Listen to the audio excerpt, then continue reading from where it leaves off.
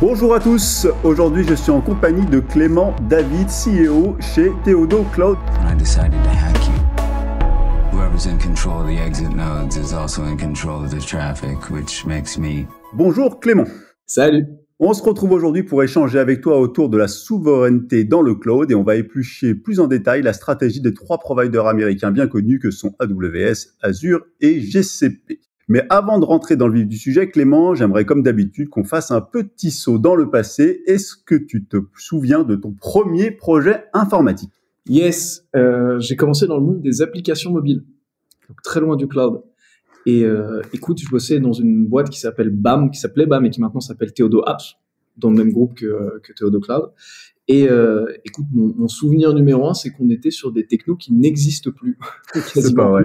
Si, mais en fait, on était sur, à l'époque, les applications mobiles, tu faisais soit de l'iOS, soit de l'Android, tu avais 2 codes, et puis c'était la mode, commence à débarquer, c'était 2015, les applications multiplateformes, où tu avais des technos qui te permettaient de faire les deux. Ça marchait, c'était du code web qui était encapsulé, ça marchait, c'était très laid. L'expérience n'était pas folle. C'était lent. C'était lent, enfin, c'était pas natif du tout comme expérience, et on utilisait 2 technos. Cordova, il y avait Ionic. Ouais. Et Cordova n'existe plus, mais Ionic existe encore. Il existe encore. Je pense pas qu'il y ait beaucoup d'apps qui se lancent encore mobile en commençant avec du Ionic. En tout cas, on bossait là-dessus. Et petit shoot d'humilité, parce que tu vois, tu dis à tout le monde, on bosse là-dessus, c'est top, ça permet de faire des trucs cool. Ah non, après, les trucs existent quasiment déjà plus. Donc, l'informatique, c'est ce que je dis souvent aux jeunes, c'est un apprentissage de l'humilité. Quand tu as 20 ans, tu as plein de convictions, quand tu vieillis, tu en perds un peu. C'est ça. Tu vois que les technos, en fait, ça passe vite. Et ça, c'est mais bon apprentissage dans le monde de la tech. Est-ce que Clément, tu peux te présenter en quelques mots ? Yes. Pour ceux qui ne te connaissent pas, on sait que tu es une star de la télé. Moi, je te suis souvent à BFM Business, mais pour ceux qui ne nous auraient pas encore écouté. Écoute, alors je suis donc CEO de Theodo Cloud. Theodo, on est une ESN. On est à peu près 700, 550.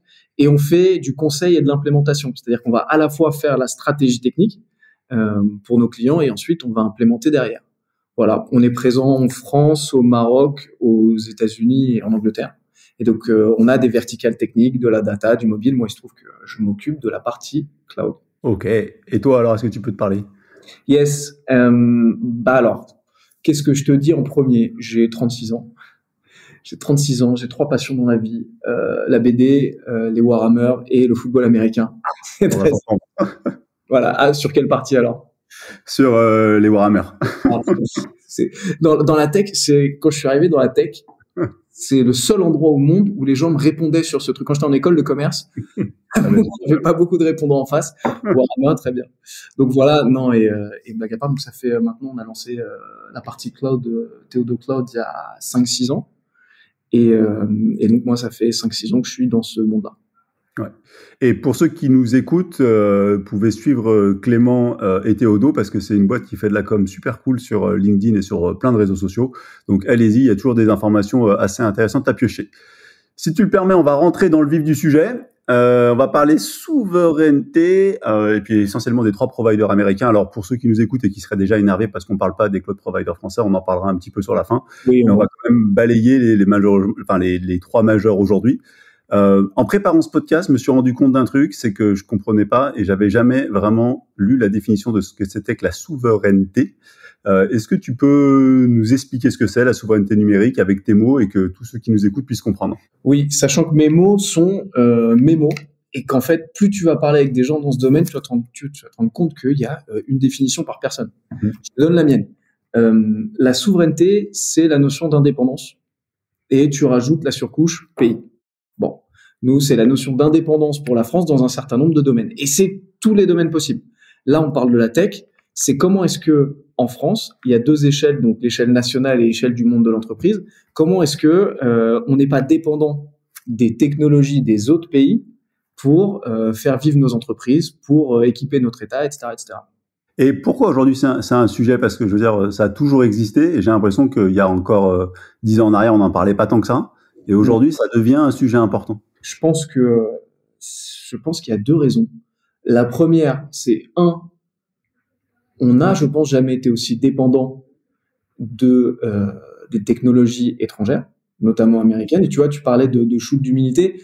La France, c'est quand même, tu vois, lumière du monde, plus grand pays de la planète, on a dominé le monde pendant je sais pas combien de centaines d'années. En tout cas, on était dans un bon top 3. Tous les jours, quand tu regardes, tu parlais de BFM Business, Tech & Co, tous les jours, quand tu ouvres Tech & Co, tu te rends compte que on domine plus grand chose en termes de techno. Tu vois, on parlera du monde du cloud après, mais résultat, je pense que la dépendance s'est grandement accélérée, que les gens et les entreprises se rendent bien compte que quand tu parles des entreprises dominantes, quand tu parles de où on va chercher les technologies, il n'y a pas beaucoup de petits cocoricots qui ressortent. Donc déjà, ça, le gap, il est énorme, premier truc. Deuxième truc, le Covid a mis un énorme coup de projecteur sur les problématiques de souveraineté. On s'est rendu compte qu'on était dans un environnement mondialisé.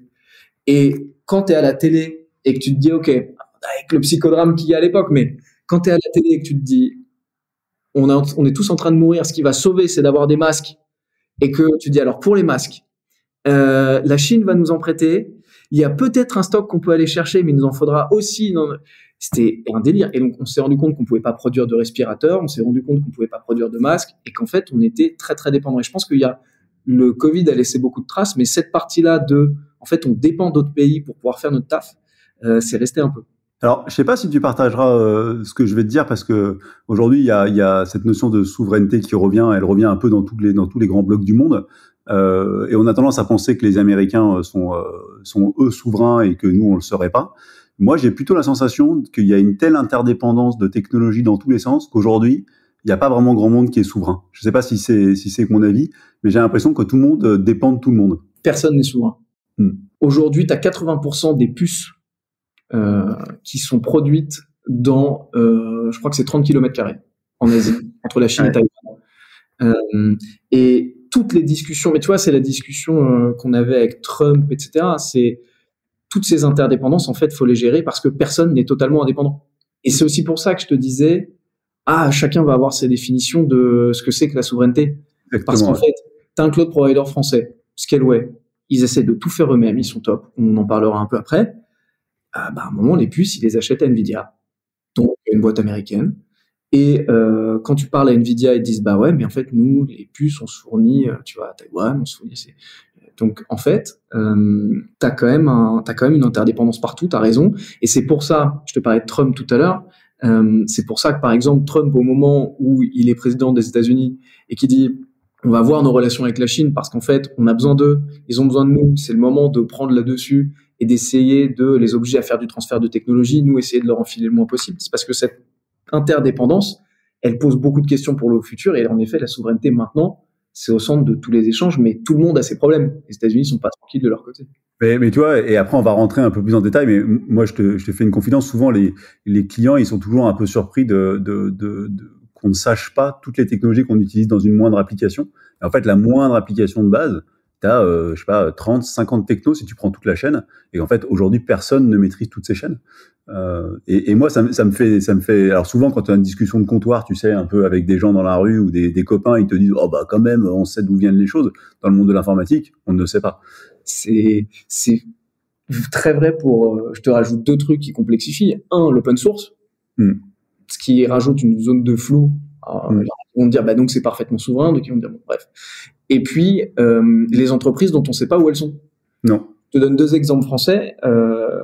Je ne sais pas te dire aujourd'hui Gatling ou Datadog, qui sont 2 super boîtes. Tu vois, Datadog, on est client, nous, on l'utilise pour faire notre run chez Theodo Cloud. Aujourd'hui, est-ce que Datadog est vraiment français ou pas? Je ne sais pas te dire. Ouais.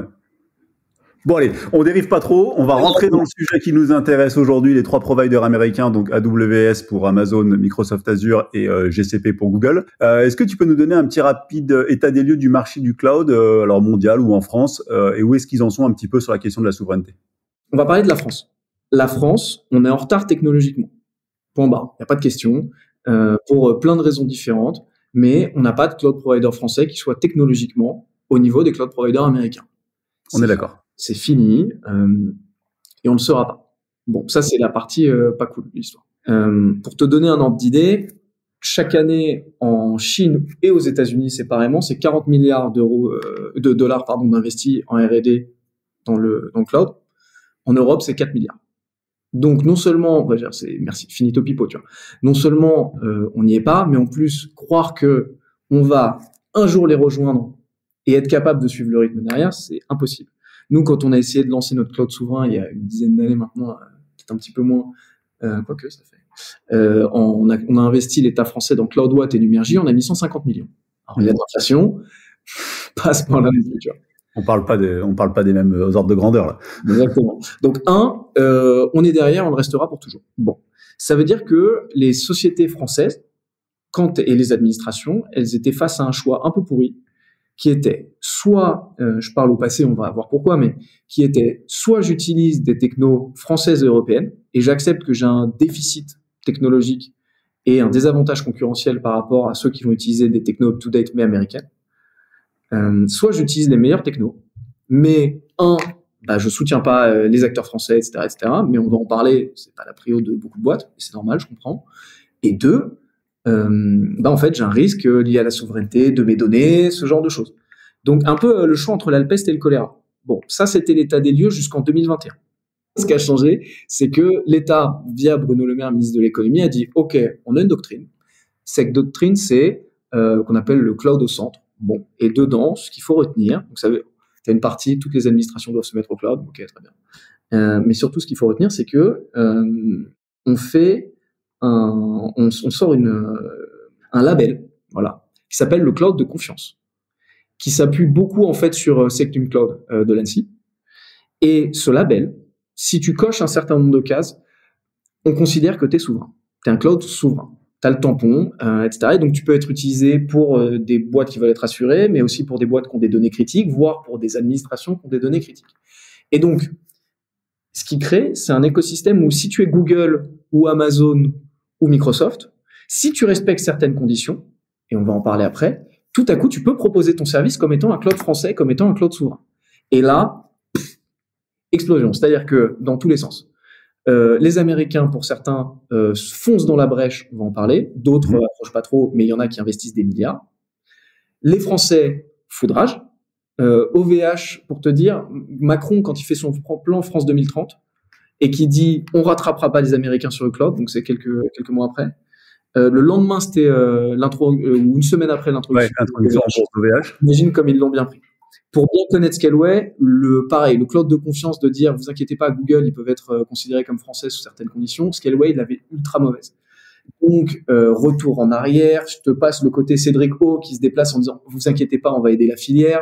Un an après, le directeur de l'ANSSI qui dit, non, mais on rattrapera pas les Américains, arrêtez de nous gonfler. Enfin bon. Mais ce qui a changé, c'est cette doctrine qui dit, en fait, vous pouvez utiliser les meilleures techno américaines sous certaines conditions et être quand même souverain. Ouais, c'est quand même un gros changement qui est apparu, et c'est rare que le politique finalement ait un impact réel sur les choses. En tout cas en informatique, moi je trouve qu'il n'y a pas beaucoup d'impact du politique sur le réel.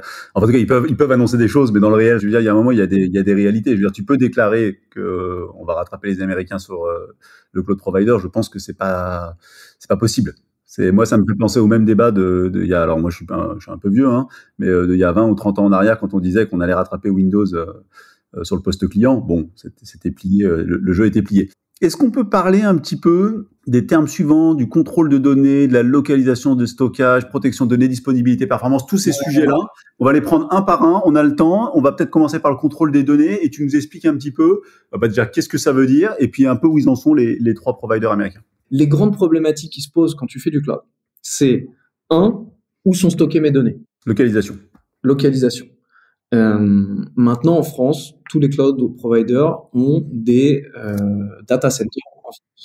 Mais après, tu as cette problématique de est-ce qu'elles sont redondées ailleurs? Tu vois, est-ce que tu vois, on se balade. Et voilà, comment dire, OVH, un des gros problèmes quand OVH, leur data center a cramé à Strasbourg, c'est que les données n'étaient pas stockées en double ailleurs.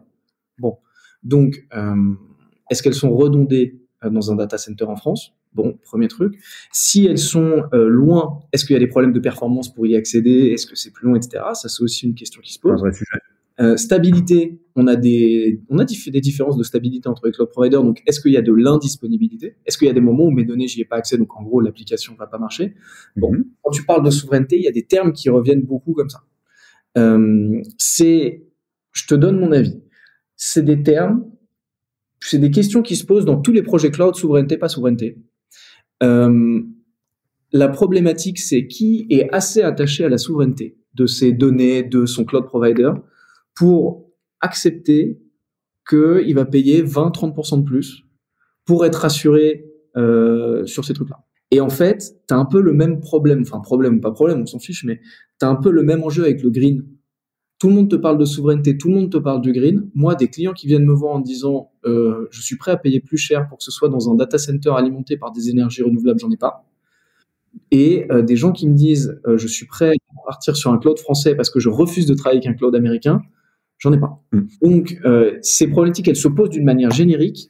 Après, dans le monde de la souveraineté, soit tu es obligé de le faire politiquement. Je te raconterai un truc qui m'est arrivé après, mais politiquement. Marketingment parlant. Parce que, par exemple, je suis une entreprise française qui est l'équivalent d'une entreprise américaine de signature de documents en ligne, par exemple. Je vais pas les citer. En fait, si ma proposition de valeur, c'est, vous inquiétez pas, moi, je suis une entreprise française, vous préférez signer vos documents confidentiels avec moi, et que derrière, tu es sur AWS, tu as un problème de cohérence. Bon. Ouais, c'est compliqué à expliquer. Exactement. Et après, tu as un problème de fournisseur. C'est-à-dire que quand tu es fournisseur d'une technologie, tu vas avoir beaucoup de clients à qui tu dois proposer des solutions souveraines parce que eux ont le problème, même si toi, tu ne l'as pas. C'est un peu le même enjeu que les gens du retail qui veulent pas bosser avec AWS parce que c'est un concurrent. Tu dois proposer autre chose. Mais à part les gens qui ont ces trois contraintes-là et qui parfois sont très très fortes et justifient, la souveraineté, c'est rarement une priorité pour les boîtes. Moi, je partage complètement ton constat. C'est-à-dire, c'est souvent des discussions de salon. Et qu'en fait, quand tu rentres dans le dur du sujet et que tu commences à expliquer les impacts des choix, finalement, le sujet, il s'évapore parce que là-dessus. Ça veut pas dire qu'il faut rien faire. Non. Mais ça veut dire que ça n'est pas, au même titre que le Green IT, et je te rejoins là-dessus, ça n'est pas encore un critère de choix qui est vraiment éliminatoire dans beaucoup de cas, hormis cas bien spécifiques comme tu les as pu les nommer. Moi, j'en ai un dont on n'a pas parlé, mais qui me paraît très important, et moi, c'est ce que j'essaie d'expliquer à tous mes clients, c'est le plus important de tout, c'est la capacité à partir. C'est-à-dire, en gros, est-ce que tu es capable, à un moment donné, de dire, OK, vous m'avez saoulé, je prends mes données, je prends mes applicatifs, et je vais remonter sur un autre. Et je pense que ça, pour moi, c'est le plus important quand on parle de souveraineté. Alors, ce qui est marrant et ce qui est cool, c'est que tu parles de souveraineté, mais tu as un peu sorti la notion de pays, parce qu'en fait, souveraineté, on l'a analysé sous le côté France, pas France. Mais on revient sur la notion d'indépendance. Est-ce que demain, je peux dire fuck à mon cloud provider, par exemple, parce qu'en fait, j'aime pas ces augmentations de tarifs. Exactement. Et je suis pas loqué parce que j'en ai pas pour 2 ans de projet à 500 millions d'euros pour partir. C'est un problème très compliqué. Et c'est marrant, j'ai pas tout à fait la même vision. C'est un problème très compliqué dans le monde du cloud parce que le cloud, c'est plus du stockage. Enfin, c'est du stockage, évidemment. Mais en fait, si aujourd'hui, tu fais du cloud et que le seul truc pour lequel tu utilises ton cloud provider, c'est le stockage, oui, ça sert à rien. Tu fais du cloud belge. Tu vois, enfin, alors, la première fois que j'ai employé cette expression, j'étais avec un Belge à une conférence de résultats. Évidemment, le mec, il m'a dit, je suis né à Bruxelles. Je dis, super. Génial. Mais en gros, tu utilises, pour prendre une autre analogie, c'est ma mère, elle a un iPad, elle l'utilise pour jouer à FreeCell. Ouais, c'est le même, ouais, c'est ça. Voilà, c'est vraiment ça. Donc, le truc, c'est que si tu veux utiliser ton cloud provider, tu utilises les services qui vont avec. Exemple, tu fais du Kubernetes, t'as pas envie de le manager toi-même parce que c'est du temps perdu, c'est trop de compétences en interne à avoir, etc. Tu le prends en service manager. Le problème, c'est que ça crée de l'adhérence et c'est plus dur de sortir. Moi, mon parti pris, c'est de dire, il n'y a pas de monde où il y a des services équivalents et tu fais clic droit, changer de cloud provider. Pour moi, quand tu choisis un cloud provider... il faut faire clic droit, migrate. Alors, tu fais clic droit, rechercher Theodo Cloud sur Internet. Exactement. Un message en disant, je voudrais faire une migration. Et peut-être on va y arriver. Si c'est avec nous, c'est sûr. Le truc, c'est, pour moi, il faut accepter cette dépendance parce qu'en fait, tu choisis un partenaire. Tu choisis pas juste un cloud provider. Tu choisis, en fait, l'entreprise avec laquelle tu vas prendre toutes les vagues technologiques des 10 prochaines années. Et ce qui est génial, et moi, ce qui m'excite dans le monde du cloud, notamment en bossant avec les Américains, c'est que l'IA arrive. En fait, ça fait 10 ans qu'ils investissent des milliards sur l'IA, ils ont un truc à dire, ils ont un truc à te proposer. Et juste avant, c'était la cybersécu. Et avant ça, justement, c'était Kubernetes, etc. Et en fait, à un moment, tu peux pas tout avoir. Soit tu as un partenaire qui te propose des trucs de pointe et tu as de l'adhérence avec lui, mais tu te dis, tant pis, on y va, j'y crois. Soit tu te bacs de partout et tu fais le truc le plus simple possible pour partir. Mais à ce moment-là, il faut admettre que tu tires pas le potentiel des technologies que tu utilises. Et pourtant, l'intelligence des boîtes, à mon avis, comme la nôtre ou comme la tienne, c'est d'être capable de trouver justement le bon trait. C'est-à-dire de se dire, est-ce que j'utilise tous les services Amazon, AWS, et je sais que j'ai une dépendance très forte, ou est-ce que je suis modéré dans mon approche et j'utilise les services dont j'ai besoin, et puis pour les services, enfin, moi je trouve qu'il y a une intelligence dans de se trouver un petit peu ce milieu entre je me rends complètement adhérent et je reste dans comme tu dis, avec une certaine souplesse. C'est hyper vrai. D'une part, parce que tu peux pas tout utiliser, t'as une question de coût aussi, tout simplement. En fait, à la fin, ça chiffre, hein. Le cloud, tu vois, c'est comme quand tu fais. Ça n'est pas moins cher, déjà. Ouais, alors déjà, c'est pas moins cher. Le cloud, tous les gens qui nous écoutent, mais je pense qu'ils le savent parce que c'est des techs, ton audience, mais le cloud, c'est pas moins cher. Ça permet de faire plus de trucs et après, on contrôle les coûts. Mais par contre, je trouve, et c'est rare que je dise ça, et je sens que les gens qui m'écoutent savent que je suis plutôt quelqu'un d'aigri de manière dans la technologie, mais je vais un truc, la promesse qui a été faite au démarrage d'AWS de dire n'importe qui dans sa chambre aura la capacité d'avoir une infrastructure digne des plus grands de la technologie, elle est réalisée. C'est-à-dire qu'aujourd'hui, tu es une start-up, t'as 100 balles en poche, tu peux lancer une infra mieux que le meilleur des boîtes qui existent sur Terre. Et ça, la promesse, elle est réalisée pour le coup. Et c'est rare de dire ça, parce que c'est pas souvent vrai, mais je trouve que cette promesse, elle est vraiment réalisée dans le cloud. Cet écosystème, parce que tu as la promesse d'AWS, tu as après les surcouches qui vont venir dessus, type Heroku, qui font que... et puis même les subventions, c'est que ça commence à tourner un peu, que tu peux recevoir des grands cloud providers et tout quand tu es une startup pour justement accélérer cet écosystème. Pour ça, fait émerger plein de chouettes boîtes, plein de chouettes projets, justement pour cette raison. Je suis d'accord. Après, ce qu'on se disait avant, je sais plus, on disait, voilà, le cloud, ça chiffre. C'est un peu comme quand tu achètes une bagnole. Tu te dis, alors, j'ai pas de bagnole, mais c'est un peu comme quand tu achètes une bagnole et que tu te dis, bon, elle est pas si chère, elle est à 20 000 €, je peux me permettre, c'est mon budget. Et quand même, les sièges en bleu, et puis avoir le coup, c'est pas mal, et puis à la fin, t'as un budget pas possible. Donc, après, là où t'as raison, c'est on peut pas tout prendre. De deux, moi, ce que je demande aux clients, parce qu'il n'y a pas de réponse universelle, et c'est la même chose sur la souveraineté, c'est la même chose sur ce que tu dis, l'adhérence, le nombre de services, etc. C'est quoi la gestion de risque qu'on veut? Moi, je peux faire ce que tu veux. Je peux mettre aucun service, je peux mettre tous les services de la Terre. Et à titre personnel, on a une reco, mais ensuite, c'est ta solution. La question qui se pose, c'est quel est le risque qu'on veut gérer? Est-ce que tu veux, toi, ta priorité, c'est partir vite si jamais tu en as besoin et être surtout le moins loqué possible? Ou est-ce que ta priorité, c'est avoir une infra à l'état de l'art? Bon, et ensuite, on fait en fonction de ça. C'est comme quand tu vas voir un gestionnaire de patrimoine, il te dit, bah alors, toi, ton boulot, c'est tu veux... Ouais, non, mais tu veux une retraite bien améliorée dans 30 ans?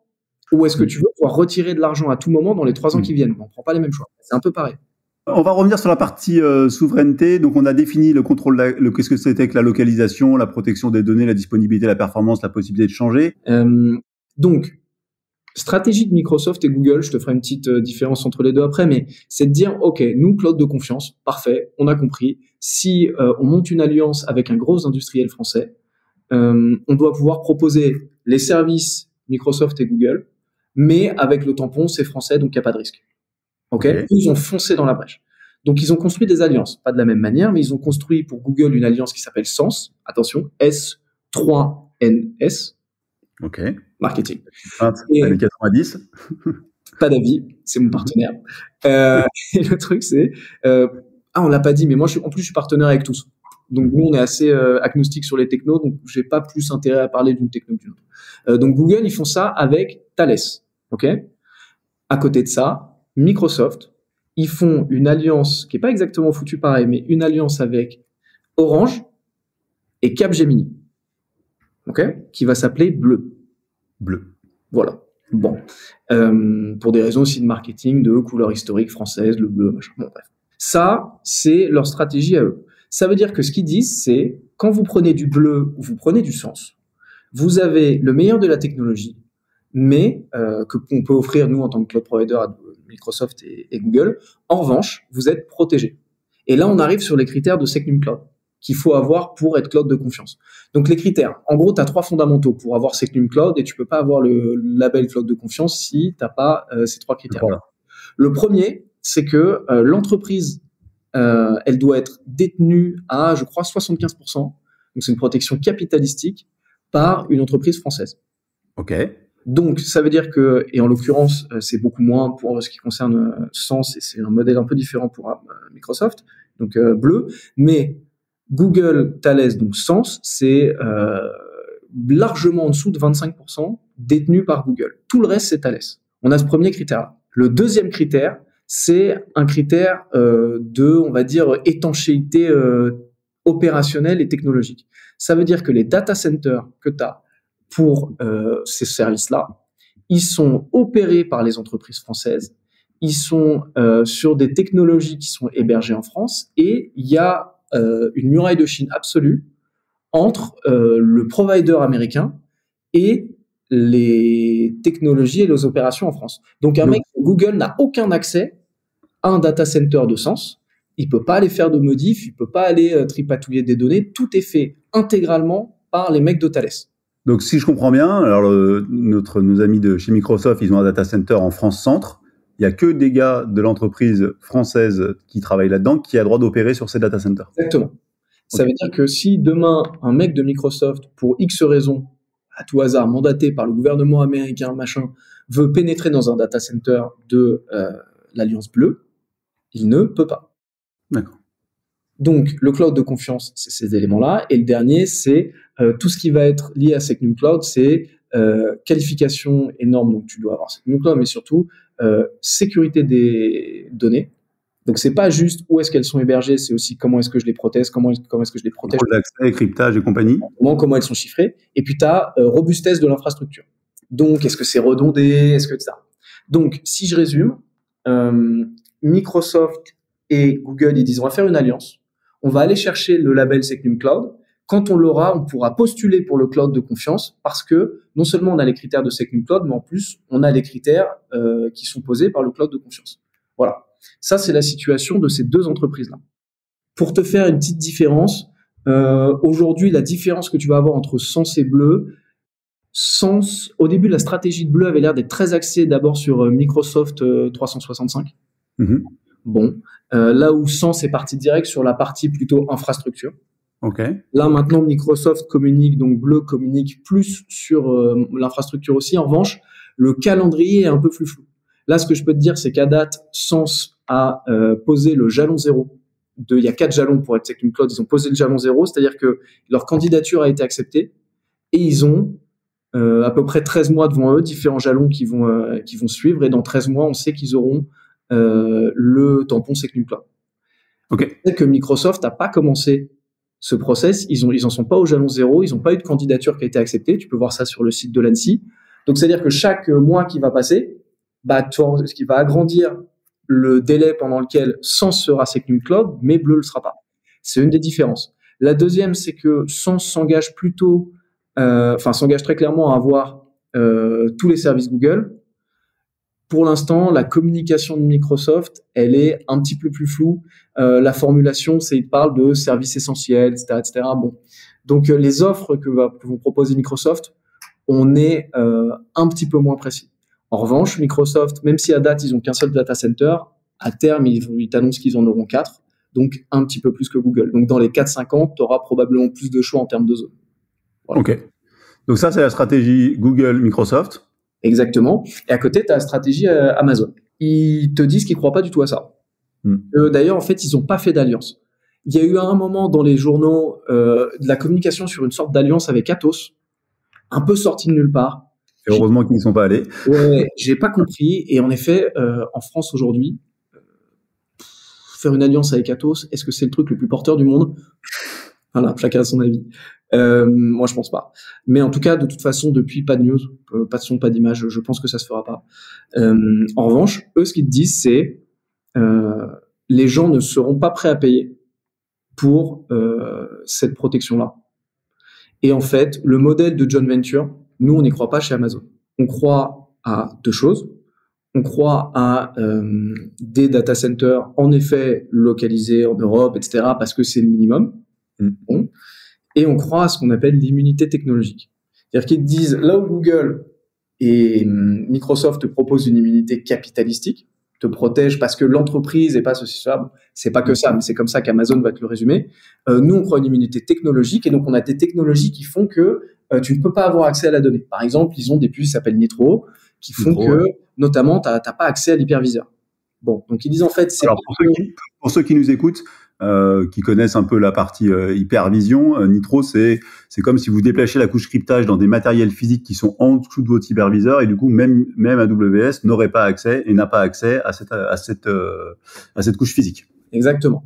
Quand tu parles au mec de chez moi, un peu plus, ils te disent, bah, ouais, maman, la donnée, elle doit bien être exposée en cloud. Ouais, c'est pour ça que voilà, j'ai mis un bémol. Donc, mais je suis pas expert en sécurité hardware, loin de là. Donc, écoute, c'est en tout cas, eux, c'est leur vision. Moi, ce que je te donne mon interprétation, c'est aussi que, en fait, il y a une lutte européenne sur la souveraineté. On travaille sur un règlement européen qui s'appelle EUCS, qui est une sorte de foire d'empoigne à la Astérix, comme t'en as rarement vu, avec la France, l'Allemagne, l'Espagne, l'Italie qui se foutent sur la tronche sur qu'est-ce que c'est la souveraineté. En fait, chacun veut prendre sa norme nationale et dire, c'est celle-là qui va compter à l'échelle européenne. Et évidemment, on n'a pas tous le même niveau d'exigence. Pour te donner une idée très très vague, mais ça te donne un ordre d'idée, le plus haut niveau d'exigence, c'est la France. SecNum Cloud, c'est très costaud. Le plus bas, c'est l'Allemagne. Ça s'appelle C5. En gros, t'as des data centers en Allemagne, ça suffit. Bon. Donc, le truc, c'est AWS, ils vont plutôt miser en disant, nous, on est compliant avec les Américains, énorme lapsus. Nous, on est compliant avec les Allemands. Ça nous suffit. À côté, on a des solutions technologiques à proposer à nos clients et on fait le pari que, en fait, ça suffira pour les convaincre parce qu'ils n'ont pas envie de payer 20% plus cher. Sachant que tu as une autre option, hein, si vraiment c'est ça ton critère, c'est juste des données localisées en Europe, ce que tu fais avec un haut niveau de sécurité, SecNum Cloud, tout ça on oublie, tu prends Google, tu te mets sur le data center de Francfort, qui est le plus robuste d'Europe parce que, et donc c'est localisé en Europe parce qu'en fait c'est une place financière. Et donc, t'inquiète pas qu'ils ont mis les bouchées triples. Et c'est le plus gros nœud, je pense, en Europe, le plus gros nœud en termes de data center, le plus gros hub. Et puis, en fait, t'es en Europe et t'es sur un truc super solide. Donc, t'as aussi des gens qui vont être chez Google, mais dire, moi, je vais pas prendre Sens, juste, je vais prendre un truc un peu carré. Et alors moi, je partage que mon avis, même pas celui de ma société, mais mon avis personnel. J'ai jamais été convaincu que la localisation soit le nerf de la guerre, en fait. Parce qu'en fait, si t'es localisé en France, mais que le mec il a un accès remote, c'est du pipeau tout ça, quoi. Alors, oui et non. Je veux dire, c'est rassurant. C'est rassurant. D'un point de vue légal, ça peut te protéger un peu. La vérité, c'est que la souveraineté, c'est 50% de rationnel, 50% on va dire de conviction. C'est-à-dire, est-ce que c'est un truc important pour moi? Est-ce que ça fait peur? Est-ce que ça va rassurer mes clients, etc., etc. Donc, en fait, j'aime pas dire que les choses sont inutiles parce qu'en fait, ça touche aussi à l'être humain, au relationnel. Et donc, en fait, rassurer, ça fait... Ouais, je ne voulais pas dire que c'était inutile, mais je pense pas que ça soit le principal critère. Moi, je suis beaucoup plus rassuré sur leurs mesures de protection de données ou quand on me dit que les données, elles transitent pas et qu'il y a des mesures réelles physiques de protection, transfert de données, ça me rassure plus, quoi. Oui, bien sûr. La simple localisation des données. On va avancer un petit peu. Il y a un sujet qui a fait pas mal de bruit en 2018, ce qui s'appelle le Cloud Act. Notre ami Donald Trump, à l'époque, était président.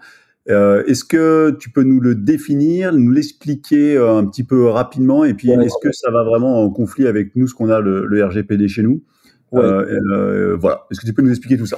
Ouais. Premier truc sur le Cloud Act, c'est bien marketé. Ça ne veut absolument pas dire cloud. C'est-à-dire qu'en fait, Quelle erreur d'avoir fait ça. C'est dingue, hein, c'est quand même pas de bol. Ils ont fait peur à tout le monde. Ouais, mais en fait, pour moi, c'est complètement volontaire. C'est-à-dire que tu marques une domination, je veux dire, mais Cloud Act, en fait, ça veut dire clarifying lawful overseas use of data act. Bon. Et en fait, c'est une norme qui existe déjà aux États-Unis depuis très longtemps. Simplement, à un moment, ça concernait les imprimeries et les bagnoles. Bon, à un moment, ça finit par concerner les données numériques. Il y a une mise à jour. Le Cloud Act, il dit que, dans une définition extrêmement floue de ce qu'est une entreprise américaine, si tu es une entreprise américaine ou que tu as des intérêts fortement liés aux États-Unis, et ben si à un moment les agences gouvernementales américaines ont besoin de données, de fouiller dans tes données, elles ont le droit de le faire.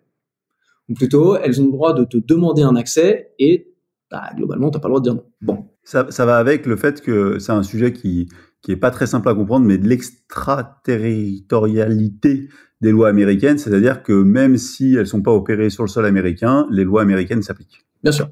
Ça veut dire que, parce que sinon on s'en foutrait. Bon. Ouais, c'est-à-dire que Google France te dit sur le papier, tu vois, Google France serait considéré comme une entreprise qui est soumise à ça.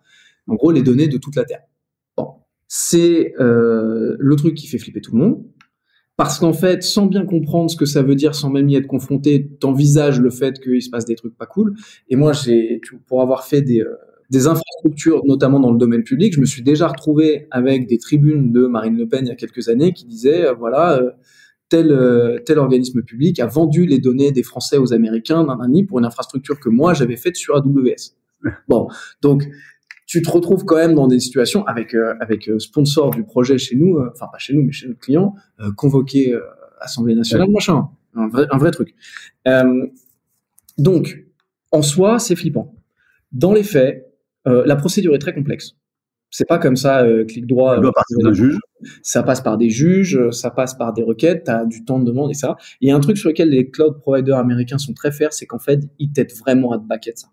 C'est-à-dire que eux, ils ont pour politique de plutôt refuser les demandes, de te prévenir, de t'aider à chiffrer des trucs, etc.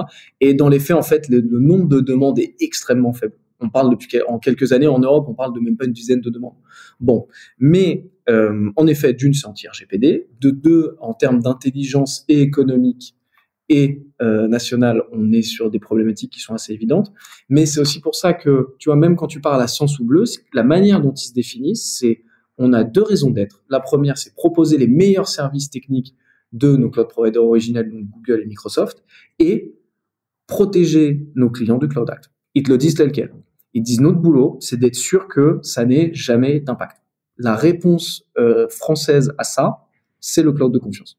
Et alors moi, effectivement, comme tu le disais aux dernières nouvelles, moi je regardais en préparant cette interview une vidéo là d'AWS France qui disait qu'il y a un an, alors il faudra peut-être réactualiser, mais qu'ils avaient toujours pas eu une seule fois une requête sur le Cloud Act. Alors je sais pas si tu as des données actualisées, tu disais qu'il y en avait quelques-unes, mais en tout cas c'est vraiment très très rare, quoi. C'est extrêmement rare. Qu'elles aboutissent encore plus, parce que je suis même pas sûr qu'il y en ait une seule qui aboutit. En revanche, le dégât intellectuel, émotionnel, il est fait. C'est-à-dire qu'en fait, une fois que tu dis aux gens, tu vois, si pour peu, le complotisme est un peu à la mode. Quand tu dis aux gens, vous inquiétez pas, il y en a aucune qui a abouti, ce en quoi tu crois réellement toi, parce qu'en fait, c'est les chiffres que tu as. Après, les gens, l'info, ils ont envie de la prendre ou la prennent pas, tu vois. Ouais. Puis alors moi j'ai tendance à penser que quand ils passent par des lois de type Cloud Act ou compagnie, justement ça suit un circuit légal et ils n'ont pas intérêt à mentir là-dessus. S'ils voulaient mentir, ils passeraient pas par là. Et en vérité, c'est toujours pareil. Si un mec, tu sais, la cybersécurité, c'est pas une question de est-ce que je peux hacker quelque chose ou pas, c'est est-ce que j'ai envie de mettre suffisamment d'intensité pour aller récupérer quelque chose. Le temps et des moyens. En fait, à un moment, quand tu veux récupérer une donnée, si vraiment, je veux dire, aujourd'hui, tu as une entreprise américaine ou une institution américaine qui veut récupérer les données de quelque chose dans le monde, s'ils ont envie de taper quoi qu'il arrive aussi fort qu'il faut pour les récupérer, mais de la même manière que si on les récupérait, Cloud Act, pas Cloud Act, et même pas Cloud Provider, c'est pas ça la question. Moi, je suis 100% d'accord. Je rappelle, pour moi, la sécurité, c'est comme vous sécurisez votre maison, quoi. Faut mettre une porte solide, ça sera plus difficile à défoncer, mais si vous arrivez avec un gros bélier, vous l'ouvrirez, quoi. Et la sécurité informatique, c'est le délai que vous allez mettre entre vous et l'attaquant, quoi. On va basculer sur un sujet qui nous intéresse et qui est un petit peu dans l'air du temps, qui est ce qu'on va appeler, alors moi j'aime pas trop le terme parce que je le trouve très nébuleux, le multi-cloud. Est-ce que tu peux nous le définir? Est-ce que tu peux nous expliquer si pour toi ça paraît possible, utile et désirable? Bonne question. Définir le multi-cloud, c'est comment est-ce que j'utilise plusieurs cloud providers à la fois. Bon, il peut y avoir plusieurs raisons de le faire. La première, c'est je veux pas être dépendant d'un seul cloud provider. Bon. La deuxième, c'est je veux utiliser le meilleur de différents cloud providers. Et la troisième, c'est en fait j'ai des multi-contraintes. Par exemple, j'ai des types de clients différents, donc à un moment, je dois faire cohabiter le truc. Souvent, quand on dit multi-cloud, en fait, en soi, multi-cloud, tu peux le faire. C'est-à-dire, tu montes 4 infrastructures sur 4 cloud providers, ce qui est chaudement pas conseillé. Mais pas recommandé, voilà, c'est le terme que j'avais en tête. Le truc, c'est, évidemment, quand les gens ils te parlent de multi-cloud, ils te disent, non, mais sous-entendu, avec une seule infrastructure, je déploie sur les 4, etc., etc. Bon, donc c'est toujours la même chose, c'est une question de gestion du risque. Combien de temps je suis prêt à investir pour avoir plusieurs infrastructures différentes? Parce que la solution magique aujourd'hui n'existe pas. Il y a des trucs que tu peux faire, notamment en plus avec, tu vois, tu peux passer par Nutanix, faire des trucs un peu, rajouter des couches d'abstraction. Mais globalement, ça va prendre du temps à gérer et ça va être de la compétence en plus. Donc, s'il y a le côté serpent de mer de est-ce que tu pourras tout gérer en faisant clic droit? Non. Est-ce qu'il y a une manière facile de pas se changer d'un cloud provider à l'autre? Non. Et donc en fait, toute la question c'est combien je suis prêt à investir pour avoir cette possibilité-là. Je te donne un exemple pour atteindre mes objectifs. Moi, j'ai beaucoup de gens en ce moment, je les vois, ils sont des clients qui viennent nous voir, ils ont leur data chez un cloud provider et ils ont leur infrastructure sur l'autre. Et en fait, pour le coup, on est vraiment dans la typologie de je trouve que les outils data correspondent mieux à mes besoins, ou alors simplement j'ai un legacy data mais il me va bien. En revanche, mes infrastructures, j'ai envie de les faire bouger, j'ai envie de changer, ou j'ai un truc nouveau à construire et il se trouve que le DSI actuel, il est plus Google ou machin. Et ils font cohabiter les deux. Moi, mon hypothèse, c'est que quand c'est... il y a deux choses. Un, quand c'est bien découpé comme ça, et que tu n'essaies pas de faire cohabiter 50 outils qui ont les mêmes besoins, mais sur des technos différentes, ça me va mieux que si tu essaies de tout dupliquer partout. Bon, premier truc. Deuxième truc, je trouve que c'est intéressant d'avoir des landing zones prêtes en cas de problème, plutôt en mode reprise d'activité sur un autre cloud provider qui te coûte pas très cher parce qu'il y a pas de, tu stockes pas grand chose, il y a pas beaucoup d'appels, etc. Mais et t'as pas un coût d'entretien incroyable parce qu'en fait, on s'est pas utilisé en prod ou très peu. Mais si un jour j'ai besoin de remonter une infra sur autre chose, je peux le faire. Après, la question c'est dans quel cas j'en aurais besoin. Cas de figure critique, un data center a brûlé, j'ai plus accès à rien, il faut que ça reparte. Probabilité très faible quand on est chez un cloud provider américain. Deuxième probabilité, une compromission cyber gigantesque, pareil, risque assez faible. Troisième probabilité, je dois changer de cloud provider pour des raisons contractuelles. Bon, mais à ce moment-là, tu as un peu plus le temps de voir venir. Donc, tu vois, le risque, généralement, est assez faible. C'est pour ça que, je dirais, le côté je suis loqué, ah ouais, t'es loqué, mais c'est un peu le jeu. Prévois une petite porte de sortie, mais ça n'a rien de se mettre sur le dos la même infra sur une autre techno, quoi. Alors moi par contre, je préconise un truc à mes clients et je sais pas si tu partageras. Je préconise toujours que les sauvegardes, utiliser les sauvegardes des cloud providers parce qu'elles sont super, mais par contre d'avoir toujours un petit backup hors du cloud provider pour si demain, comme tu dis, risque cyber, tout s'arrête et puis à mon avis leur politique ça va être de débrancher tout le jour où il y aura un vrai risque, que tu aies quand même des backups quelque part pour être capable de redémarrer, ne serait-ce qu'à minima, quoi. C'est exactement ce qu'on dit quand on dit gestion de risque. Ok, sur quoi? Tu vois, c'est quoi les trucs critiques quelles sont les données et les services critiques qui doivent absolument tourner si j'ai un problème? Et c'est là que c'est notre boulot de conseil à toi et à moi. Quand un client arrive en disant, je veux un plan de continuité d'activité, ceinture bretelle surtout.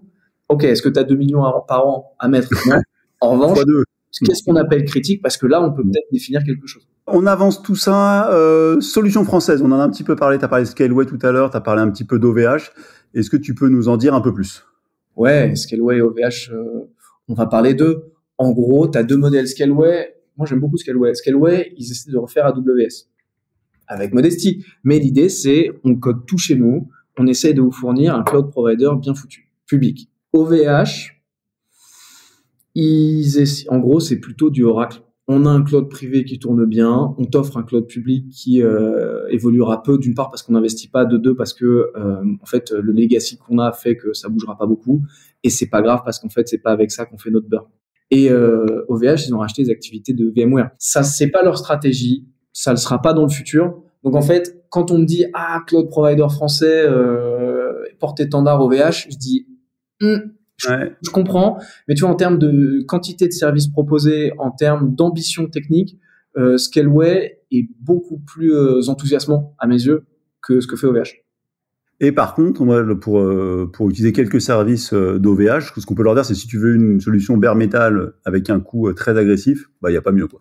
Mais on parle plus de la même chose. C'est-à-dire qu'on on parle plus de la même chose, et c'est pour ça que des fois les gens confondent cloud provider, hébergement et tout ça. Bien sûr. Mais je veux dire, c'est pas tout à fait pareil, quoi. Ouais, OVH, c'est du serveur pas cher. Ça peut pas être avec ça que tu vas attaquer de front les cloud providers américains. Toujours la question de est-ce que tu veux le faire? Oui, non. En tout cas, OVH, Scaleway a l'ambition de le faire. Je trouve ça cool. Et ils construisent un produit qui est intelligent, et il leur manque de moins en moins de services. Ouais. Alors moi je connais pas Scaleway, donc ça fera partie de ma to-do en sortant de cette réunion, d'aller étudier tout ça en détail. On avance un petit peu. Est-ce que tu pourrais nous donner un petit conseil au DSI, on va passer à la conclusion après, mais un petit conseil au DSI qui souhaiterait se lancer dans le cloud, qui y serait pas encore, ou même un petit conseil pour ceux qui pourraient y être, qui en sera encore qu'au début de la démarche?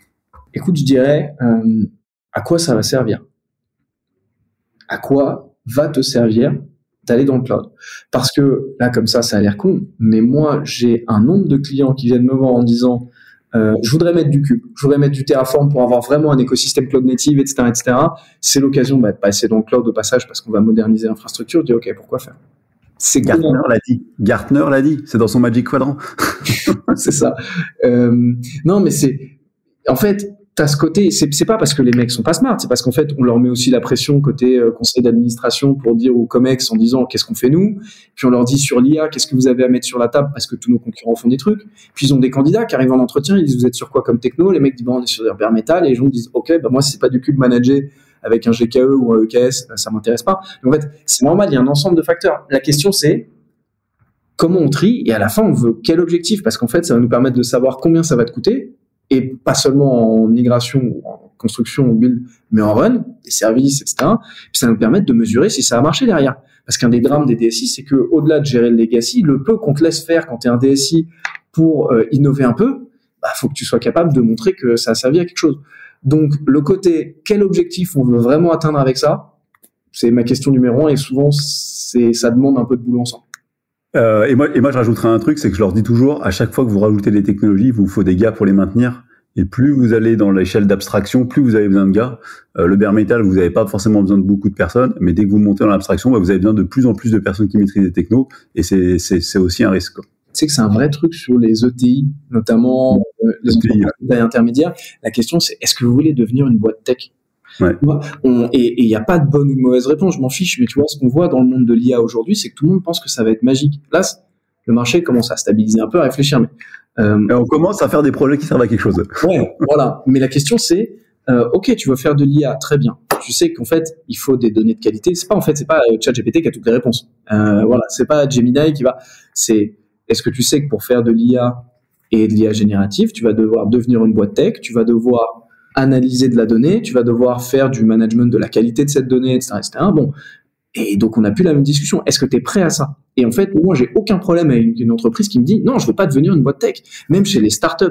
Alors, ça s'est un peu calmé, la folie des startups, mais le nombre de startups où, en fait, tu te rends compte que la startup aurait pu, moi, j'avais des clients comme ça, je vais pas les nommer, mais c'est un service, en fait, sans la tech, ça marchait très bien.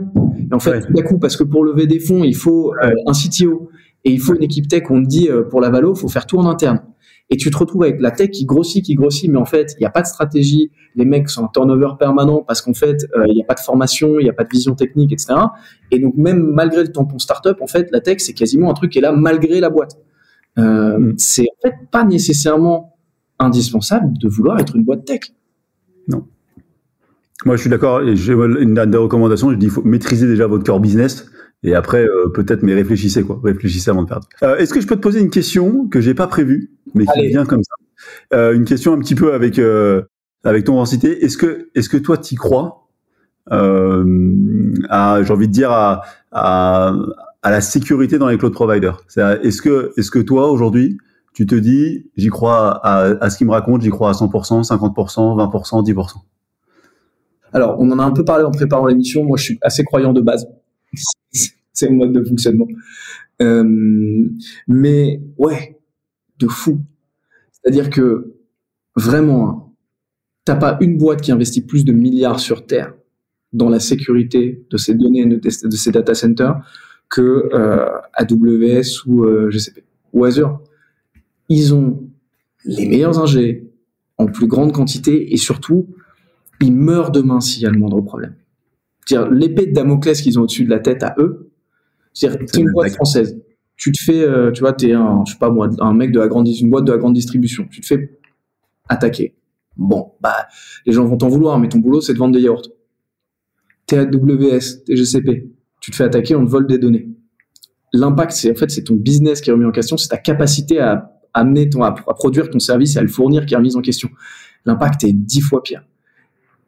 Les hubs de sécurité des cloud providers, moi j'y crois à 200%. Et souvent, je dis à mes clients disent mes données en sécurité dans le cloud, je dis pas de problème. À part si tu fais ton data center auquel personne peut accéder, etc. Mais technologiquement, on parle pas de la même chose. Mais sinon, ok, est-ce que tu penses que tu peux mieux sécuriser tes données toi-même que Google ne sécurise les siennes? C'est nickel, ça me va bien comme mot de la fin. On passe à la conclusion. Allez, Clément, est-ce que tu as encore un rêve technologique? Un rêve technologique. J'aimerais que quelqu'un m'explique à quoi sert la blockchain. En fait, ça va trigger des gens de ton audience, c'est sûr, mais c'est vrai. Mais moi, alors vas-y, tu peux y aller avec moi. J'ai une passion pour les vagues technologiques qui sont le nouveau quelque chose. Tu vois, le nouveau cloud, le nouveau web, le nouveau machin. Et il y a vraiment des trucs qui passent et où je me dis toujours, ça fait 10 ans que c'est l'année 2. Par exemple, ça fait 10 ans que c'est l'année de la VR. Moi, il y a un seul cas où j'ai compris que ça servait à quelque chose, c'est la formation et le jeu vidéo. On veut bien croire tu vois, et encore, et c'est pas industrialisé. Bon, mais alors la blockchain, je crois beaucoup au Bitcoin. Je fais une vraie distinction Bitcoin crypto. Mais la blockchain, tout le monde me dit, enfin maintenant un peu moins, mais jusqu'à il y a un an, on me disait mais non, mais tu comprends rien, c'est le futur, c'est le nouveau cloud, le nouveau machin. Ok, pourquoi? Le seul truc qu'on arrive à me dire, c'est infalsifiable. Si c'est suffisamment décentralisé, c'est vrai. Bon, une fois que tu as dit ça, ça en fait pas le nouveau web, tu vois. Donc, la blockchain, mon rêve, c'est que quelqu'un arrive à me prouver que ça va servir à plein de trucs différents. J'ai peut-être une piste, c'est que je me dis, avec l'IA, on est capable, et notamment l'IA générative, on est capable de produire tellement de choses fausses que peut-être que combiné à la blockchain, il y a un besoin d'authentification qui va rendre le truc, qui va donner un usage quotidien au truc. Mais à date, la blockchain, est-ce que quelqu'un peut me convaincre, s'il vous plaît? Tu es presque un convaincu. Moi, je vais me dévoiler, j'ai un petit travers que j'ai depuis que j'ai démarré ce métier. Je garde les rapports Gartner chaque année. Parce que j'adore. Parce qu'ils t'annoncent systématiquement des trilliards de dollars qui vont arriver sur une technologie et 90% du temps, dans 2 ans, on n'en parle même plus. Et du coup, je les garde et je pense que bientôt, je vais faire une rétrospective de tous les trucs et la VR, la blockchain, tous ces trucs-là qui étaient censés tout révolutionner, qui n'ont pas fait grand-chose. En vrai, c'est très vrai. De 2, c'est très cool. De 2, ça fait un peu sociopathe. Ouais, je sais, mais j'adore. Les Gartner, c'est comme le mec qui collectionne tous les Picsou Magazine depuis 4 ans. Ouais, grave. On avance. J'aime bien poser cette question aussi sur une définition. Je te donne 4 termes. Tu choisis celui que tu veux et tu me donnes ta définition avec tes mots. Premier terme, une bonne technologie. Deuxième terme, un bon projet. Troisième terme, un bon développement. Et la dernière, un bon développeur. Vas-y, choisis ce que tu veux. Une bonne technologie, pas la blockchain. Non, j'aime bien un bon développeur. Parce que mais je suis comme toi, j'ai besoin de recruter des bons développeurs. Donc ça fait dans le groupe Théodo en général, ça fait un certain temps qu'on se demande ce que c'est un bon développeur. Moi, je te donnerai une définition très rapide. On croise les doigts. De temps en temps, ça arrive. De plus en plus, et c'est tant mieux. Ouais. On en a de plus en plus parce qu'il y a de plus en plus de femmes dans les écoles d'ingé aussi, donc c'est cool, ça bouge un peu.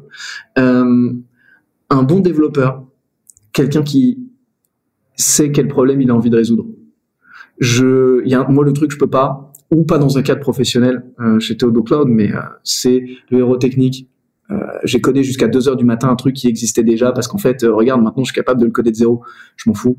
Il y a un truc qui est bien, qui existe. Je préfère qu'on passe ce temps à te dire qu'est-ce que ça doit résoudre comme problème dans le projet qu'on essaye de faire, à quoi ça sert, et est-ce que je sais l'expliquer, plutôt que recoder toute la nuit un truc de zéro pour le principe, parce que c'est marrant. C'est super bien sur le temps libre, mais le côté problem solving. Ouais, et puis le côté héros, c'est toujours très mauvais pour les équipes. Ouais, j'aime le genre thématique. Allez, on se termine par est-ce que tu as un petit conseil à nous donner à nos auditeurs qui écouteraient, qui nous écoutent et qui sont encore là à la fin de ce podcast d'une heure? Ouais, ce podcast fleuve. Tu fais aussi longtemps d'habitude ou pas? Pas tout le temps, mais quand le sujet est intéressant et l'interviewé aussi, ça compte. Allez, je prends. Écoute, ça fait un peu tarte à la crème, mais j'ai vu une interview de Pierre Ninel il y a pas longtemps. Tu peux pas ouvrir Instagram sans voir une interview de Pierre Ninel. J'ai adoré le film d'ailleurs, Monte Cristo, trop cool. Il disait un truc qui était top. C'est vraiment très très générique. Hein. Il disait, j'ai accepté que quand je faisais un truc, c'était 20% de ce que ça allait être dans ma tête. Tu vois, que en fait, ça serait 5 fois moins bien que prévu. Mais que en fait, la barrière est tellement énorme à essayer de faire 100% et finalement pas le faire, que je préfère lancer, être dans l'action, et c'est pas grave, ça sera un peu pourri, mais ça lance quelque chose, sinon je ferai jamais rien dans ma vie. J'ai trouvé ça trop cool, j'essaie de me l'appliquer, tu vois, de se dire, oui, ça sera pas tout de suite le méga projet, mais si je veux faire le méga projet, en fait, ça commencera jamais. Faut démarrer. Ouais. Et c'est très applicable. J'ai adoré ce conseil. Bon, merci. Ça vaut ce que ça vaut, mais très bon conseil de Pierre Ninet. On le remercie s'il nous écoute. On le remercie. De toute façon, il nous écoute, c'est certain.